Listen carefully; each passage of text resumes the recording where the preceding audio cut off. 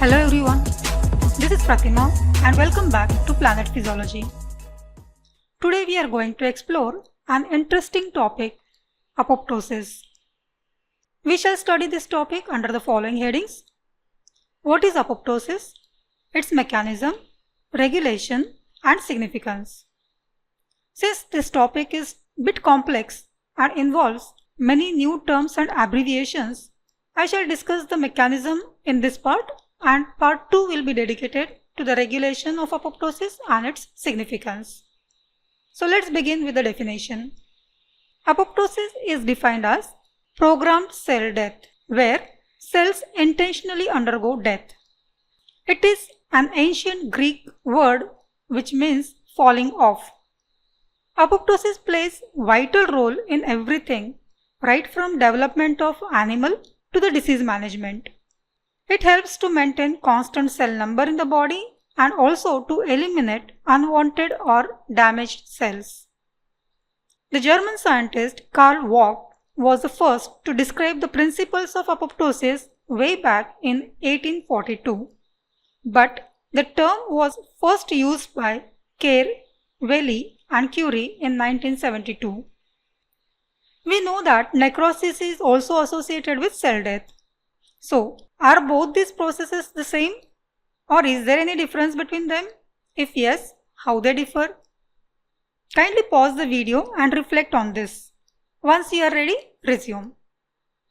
As you might have found out, necrosis is a form of traumatic cell death resulting from injury or infection, and it is not regulated. In contrast, apoptosis is a highly regulated process that allows cells to die in a systematic way without causing inflammation. During necrosis, cells swell and undergo lysis, whereas during apoptosis, cells shrink and are broken down into smaller fragments called as apoptotic bodies. Cell organelle integrity is maintained in apoptosis but not in necrosis. As the cells are lysed in necrosis, cellular contents are released into the surroundings. But this doesn't happen in apoptosis because all the apoptotic bodies are bound by cell membrane. Due to this difference, necrosis is associated with inflammation, but apoptosis is not. Apoptosis is active process, that is energy dependent process, requires ATP, but necrosis is passive energy independent process. Okay, with this basic understanding, let's dive into the mechanism of apoptosis. Usually, apoptosis is triggered by signals like DNA damage, cellular stress, or due to some external factors. This is initiation phase. It is then followed by execution phase, where cells undergo various biochemical and morphological changes in a systematic way. Apoptotic stimuli like DNA damage or cellular stress are the internal signals or the signals from within the cell, and the mechanism initiated by these signals is called as intrinsic pathway. In contrast, external signals initiate apoptosis by extrinsic pathway. In both these mechanisms, caspases, which are the enzymes that carry out death program, play a crucial role. So first let's see about the caspases. Caspase is the abbreviation for cysteine-dependent aspartate specific proteases. There are 14 types of caspases which are grouped into 3 categories as initiator caspases, effector or executioner caspases, and inflammatory caspases. Initiator caspases include caspase 2, 8, 9 and 10. These are activated by various apoptotic signals, and on activation, they activate the effector caspases. Effector caspases include caspase 3, 6, 7 and 14. As mentioned just now, these are activated by initiator caspases, and on activation, they execute the process, that is, they bring about the apoptosis. Remaining are the inflammatory caspases and are not concerned with the apoptosis, hence will not be discussed further. Now let's study the intrinsic pathway of apoptosis. Intrinsic pathway is also known as mitochondrial pathway. as mitochondria play central role in this process. It is also known as non-receptor mediated pathway as there is no involvement of the cell membrane receptors. As seen earlier, intrinsic pathway is initiated by DNA damage, oxidative stress, lack of nutrients, or withdrawal of growth factors. These apoptotic stimuli increase the mitochondrial membrane permeability, leading to release of cytochrome C into the cytoplasm. Cytochrome C binds with apoptotic protease activating factor 1, that is APA-F1, and also to ATP. This complex attracts procaspase 9. Now the large complex of this cytochrome C, APA-F1 and procaspase 9 is called as apoptosome. Caspase 9 gets activated within the apoptosome.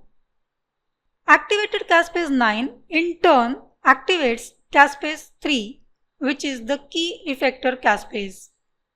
In response to apoptotic stimuli, mitochondria also release second mitochondria-derived activator of caspases, abbreviated as SMAC. It inhibits the proteins that inhibit apoptosis, that is IAPs, inhibitors of apoptosis proteins. So these proteins normally inhibit the process of apoptosis, and their inhibition in turn promote the activation of caspase and the apoptosis. So this was the intrinsic or the mitochondrial pathway of apoptosis. Now let's study the extrinsic pathway. Extrinsic pathway is also called as receptor mediated pathway as it is initiated by extracellular signals activating specific cell membrane receptors. These receptors are called as death receptors. These are transmembrane proteins and a specific ligand binds to extracellular domain of the receptor. This in turn activates the intracellular domain. As the intracellular domain in turn activates the signaling cascade for apoptosis, it is known as death domain. The most common death receptors include FAS receptor, TNF family receptors, and death receptors 3, 4 and 5. Now let's study the steps in extrinsic pathway of apoptosis. Binding of FAS ligand, that is first apoptotic signal ligand, or tumor necrosis factor alpha to the death receptors initiate clustering of the receptors. This activates their intracellular domain, that is death domain. As a result, cytoplasmic adapter proteins like FAS associated death domain FADD or TNF receptor associated death domain TRADD. They bind to the death domain. This interaction attracts caspase 8 and the resulting complex of death domain, adapter protein and caspase 8 is called as death induced signaling complex, abbreviated as DISC. Within the DISC, caspase 8 gets activated. Activated caspase 8 can directly activate effector caspases such as caspase 3, 6 or 7 to execute the apoptosis. Caspase 8 can also activate intrinsic pathway by activating a protein called as BID. BID is BCL2 family member and causes release of cytochrome C from the mitochondria and thus initiating intrinsic pathway. Apart from intrinsic and extrinsic pathways, apoptosis can also be initiated by third mechanism called as perforin granzyme pathway. Granules of cytotoxic T cells contain granzymes. So this pathway is mainly utilized by cytotoxic T cells. So cytotoxic T cells secrete perforin to punch holes into the tumor cells or the virus infected cells, and then they release their granular contents into these cells. The most important components of these granules are granzymes, granzyme A and granzyme B. Granzyme A kills the antigenic cells via caspase independent mechanism, whereas granzyme B activates caspase 10 and induces extrinsic mechanism of apoptosis. Granzyme B also activates BID and amplifies the intrinsic mechanism. In addition, granzyme B can directly activate caspase 3 and execute apoptosis. Thus, we have seen that apoptosis can be initiated by intrinsic, extrinsic or by perforin granzyme pathway. Now let's study the final step, that is execution of apoptosis, where the cells undergo systematic disassembly and death. This phase is mainly driven by effector caspases, particularly caspase 3, 6 and 7. Amongst this, caspase 3 plays very important role as it can be activated by any of the initiator pathways. Activation of effector caspases activates cytoplasmic endonucleases and proteases. Endonucleases cause chromatin condensation and DNA fragmentation, while proteases degrade nuclear as well as cytoplasmic proteins, leading to karyorrhexis. Karyorrhexis means nuclear fragmentation. Proteases also cause cytoskeletal reorganization. All these changes cause cells to shrink. Cytoplasm appears dense and the organelles appear tightly packed. Chromatin undergoes condensation into the compact patches against the inner nuclear membrane, which is also known as perinuclear envelope, and the process is known as pycnosis. Then the nuclear envelope becomes discontinuous and DNA is fragmented. The process is called as karyorrhexis. The nucleus breaks down into several discrete chromatin bodies. Simultaneously, cytoskeletal changes cause formation of irregular buds on the cell surface. These protrusions are called as blebs or membrane blebs. Blebs increase in size and are finally broken down into smaller fragments called as apoptotic bodies. Thus, cellular contents in each fragment are enveloped by cell membrane. Normally, protein phosphatidylserine is associated with inner aspect of the cell membrane, but during apoptosis, it moves to the outer surface. This is called as externalization of phosphatidylserine. It marks the cell for phagocytosis. Hence, the apoptotic bodies are immediately phagocytosed.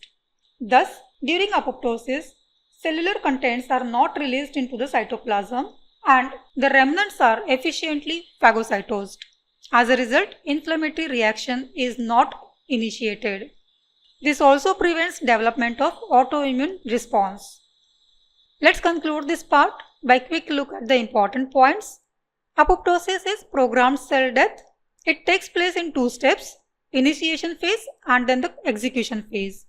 Initiation phase is triggered by intrinsic pathway due to internal stimuli like DNA damage, and it is brought about by release of cytochrome C from the mitochondria and activation of caspase 9. Initiation can also be induced by extrinsic pathway when external signals like Fas ligand or TNF-alpha bind to the death receptors. It acts by activating caspase 8. Apoptosis can be initiated by perforin granzyme pathway, especially in the cytotoxic T cells. It induces apoptosis by intrinsic as well as extrinsic pathway or can directly activate caspase 3. All these pathways converge on activation of effector caspases like caspase 3, 6 and 7. They execute apoptosis by activating endonucleases and proteases, leading to cell shrinkage, membrane blebbing, karyorrhexis and formation of apoptotic bodies followed by phagocytosis. So we have completed the mechanism of apoptosis. In the next part, we shall discuss regulation of apoptosis and its significance. Thank you for watching and see you in the next video. Are you new to my channel? Then please subscribe it and press the bell icon to stay updated about the new releases. If you like the video, give it a thumbs up and share it with your friends. Thank you for joining in and see you in the next video.